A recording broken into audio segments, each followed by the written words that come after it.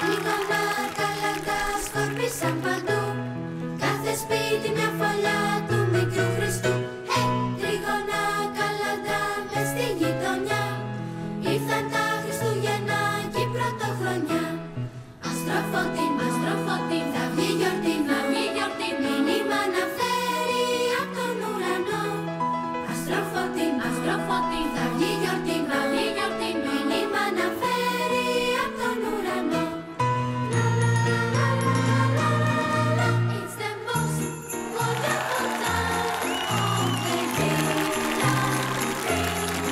With the kids belling and everyone telling you be of good cheer.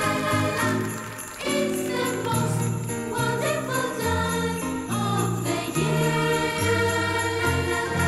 It's the most wonderful time of the year. There'll be parties for hosting, marshmallows for toasting, and caroling out in the snow. There'll be scary ghost stories and tales of the glories of Christmases long, long ago.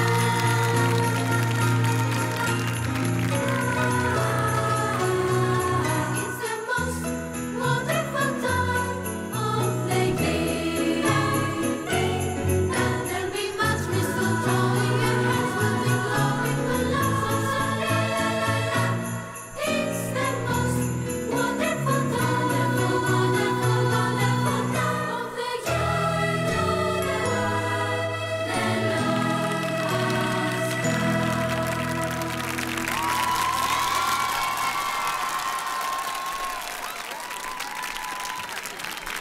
Κυρίες και κύριοι, ας υποδεχτούμε τη Δούκισσα Νομικού.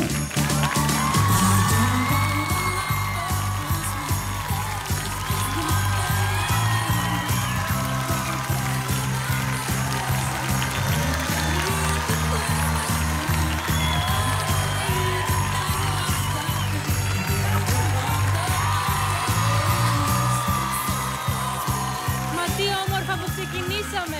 Καλησπέρα σε όλους σας.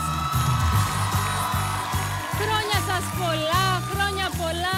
Καλώς ήρθατε στο χριστουγεννιάτικο Dancing with the Stars.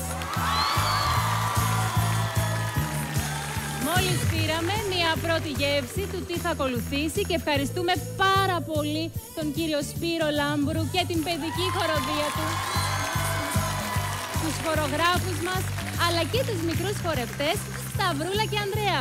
Συγχαρητήρια σε όλους. Ήτανε καταπληκτικοί.